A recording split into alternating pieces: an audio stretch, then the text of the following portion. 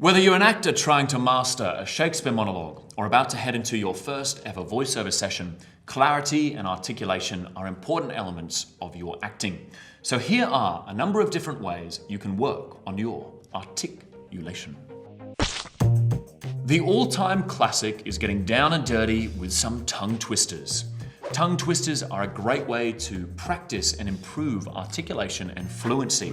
It's also a great way to really warm up the tongue, lips, and teeth. I recommend always having a couple of go-to articulation exercises memorized or print out a list and stick them on your wall when you are warming up. I generally recommend doing between 3 to 5 rounds of each tongue twister. Let's have a look at a few. Unique, New York, New York, unique. Red leather, yellow leather. Red leather, yellow leather. She says she shall sew a sheet. She says she shall. She says she shall sew a sheet. She says I think you gotta like get inside the storyline, don't you? You know. She says she shall sew. She says she shall sew a seat. Oh. She stood on the balcony, inexplicably mimicking him hiccuping and amicably welcoming him home. A big black bug bit a big black bear, and the big black bear bled blue-black blood. Peter Piper picked a peck of pickled peppers, a peck of pickled peppers Peter Piper picked. Lesser leather, never weathered, lesser wetter weather. My mummy makes me munch my M&Ms on a Monday morning.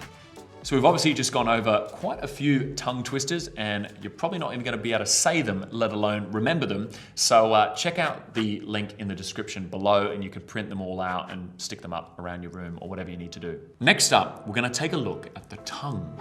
If you've got a script you're working on, get it out and say your lines with your tongue hanging out of your mouth like this. Shall I compare thee to a summer's day? Shall I compare thee to a summer's day? You can do that with the full script. It's really important to really relax the tongue for this exercise, so sometimes doing some tongue stretches beforehand can be really helpful. Let's have a look at some of the other tongue exercises we can enjoy.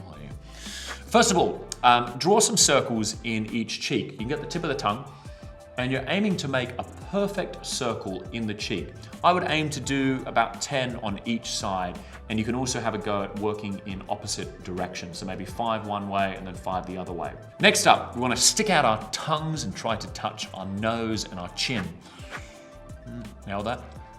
You can also go side to side. And if you want to get really down and dirty, you can actually even hold your tongue and do some stretches whilst holding the tongue. And finally, you can rest the tip of the tongue behind your front teeth and roll out the tongue like a little flag back and forth like this.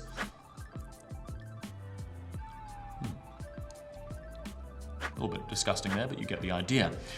Your tongue should now feel super agile and warmed up. And by all means, do a combination of those exercises. But remember, the tongue is a very important element of your articulation. The next thing you might want to do is give yourself a massage to loosen up the important articulators. This includes jaw, cheeks, lips, and even the neck. Let's start with the neck. Be really gentle when warming up the neck. It's very delicate and easily injured. We often hold a lot of tension in the neck from stress, poor posture, sleep, sitting, weightlifting, you name it.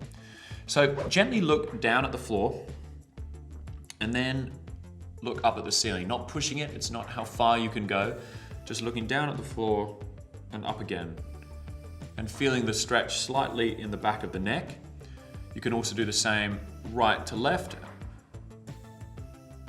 Another fantastic one is the stroking of the dog, where we turn to one side and just very gently stroking a nice Labradoodle.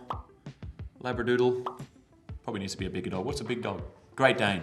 A Great Dane, something, and just feeling again that gentle stretch in the neck, but always, always, always be very gentle, and if you're feeling any pain at all, please stop immediately.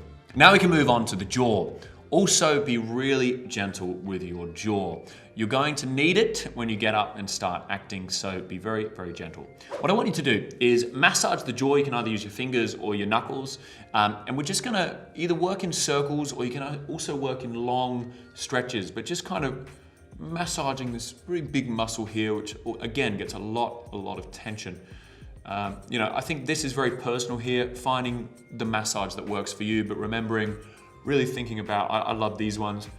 The sort of long stretches, and if you want to do any beautiful big yawns or sighs as you go, that's also fantastic. Next, the cheeks. I like gently pinching and kneading, treating your cheeks almost like dough. So we can pinch and knead and just try to soften them up very gently. Again, really do be gentle. It's not about a competition. It's not about winning and how hard you can go. You don't want to bruise your beautiful and very important cheeks. So just take it gently and just do it for as long as you need. So we've done the neck, the jaw, our cheeks. Now let's finish up with the lips. We want to gently, again, pinch and pull the lips in all directions. I realize I've been touching all sorts of nonsense, but I'm just going to, commit to it. But if you want to get a little bit of sanitizer before you get into your mouth, but really all this sort of stuff, you can pull the lips out, you can pull above the lips. Also just massaging around is fantastic, and just kind of, really loosening them up. Again, particularly in Australia and England, I find there's a lot of tension in us trying to put on the fronts that we all put on in our day-to-day life. So we do get a lot of tension in the lips. So making sure that's all nice and loose. You can also do stretches. Some little kisses are always nice. And lip trills are also fantastic. These are, they also just shake out the lips, so they can be really fantastic. So loosen up the lips, and there we have it. We've got neck, jaw, cheek, and lips. And really, outside of all these exercises that we're talking about in this video, if you just kind of relieve a lot of that tension and loosen up, you're going to be well on the way to articulating a lot better. And hopefully my articulation in this very video is just going to get better and better. Next up, we're looking at what I have named jumble mouth. It was taught to me by a fantastic voice coach, Amy Hume, and it's one of my personal favorites. Basically, all you have to do is speak a lot of gibberish very, very quickly for around 20 to 30 seconds. And what we're trying to do is say as many consonant sounds as we possibly can in one go, or something like this.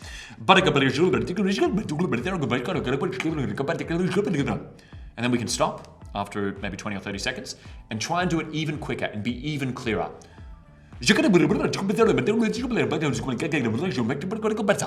There you have it. A very strange exercise. I wouldn't do it in public. I wouldn't do it in your voiceover session, but it's a fantastic one to do. And I found instantly the benefit of doing it really, really helped. You can also do it with vowel sounds as well. So you can do a combination of just doing vowels. You can do a combination of consonants and vowels. But again, I think it's just about getting it out there, releasing some of those sounds, and kind of warming up your instrument. It's now time to revisit the alphabet. These exercises sometimes take a bit of getting used to, and lots of different teachers teach them in different ways, but it's really about honing into the specific consonant sounds and drilling them. Like you would as a musician practice your scales, this is the way we can, with spoken word or with the voice, really work on nailing some of these important sounds. So let's go through a few right now. So first of all, we're going to look at some unvoiced patterns, such as pa, ta, ka. Patika, patika, patika, patika, patika, patika, patika, pa. I like it in that pattern, patika, patika, patika, pa. And we can also change the final the final word, so it's patika, patika, pa, patika, patika, paw, patika, patika, poo, pee, paw. You can kind of muck around with it, but we'll throw something up on the screen there that you can use as your exercise. But the key is, with these ones, not to voice it. Even when I'm saying pa, I am voicing it. We want to keep it unvoiced. So, patika, patika, patika, patika, patika, patika, patika, pa, patika, patika, patika, pi, patika, patika, patika, po. So that's called an unvoiced sound, and it's important to make sure we're doing that and being really clear with those sounds.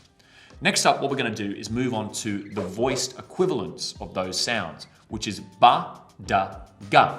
So we're going to look at badaga, badaga, badaga, ba, badaga, badaga, badaga, bo, badaga, badaga, badaga, boo, badaga, badaga, badaga, bee, badaga, badaga, badaga, bay. So if you liked either of those exercises, we have a printout for those in the description below, or you can take a screenshot or a photo and go over those.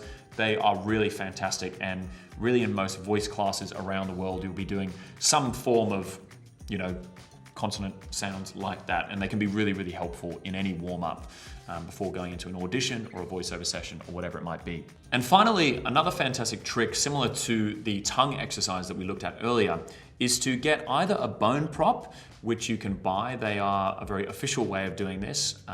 They're fantastic. They're a little thing you can put in between your teeth, or you can get a pencil, and you simply put the pencil or the bone prop in your teeth, and you try your speech. Thou nature art my goddess, to thy law my services abound.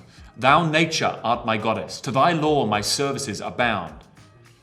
To be completely honest, I have no idea why this works, but it really does. I imagine it's something to do with the fact that the other articulators that, get limited by this have to work harder. So when you remove it and you get your full lips and your jaw back in action, it's working harder. A voice teacher will have to let me know. But I promise you, if you are struggling with articulation, either buy a bone prop. You can grab one usually for about $20 or $30, and they're a great investment. They usually come in a little necklace that you can just put in your mouth, and they work really well. I had one all through drama school.